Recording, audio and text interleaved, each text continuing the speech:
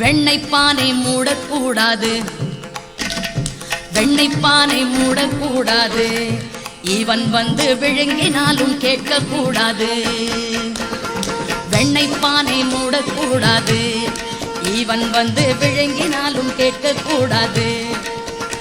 இவன் அம்மா கிட்டே சொல்லக்கூடாது, சொல்லிவிட்டால் அட்டகாசம் தாங்க உண்ணாது.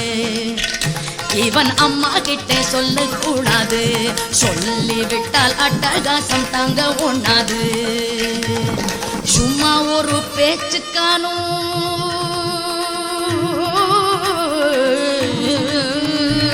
சும்மா ஒரு பேச்சுக்கானும் திருடன் என்று சொல்லிவிட்டால்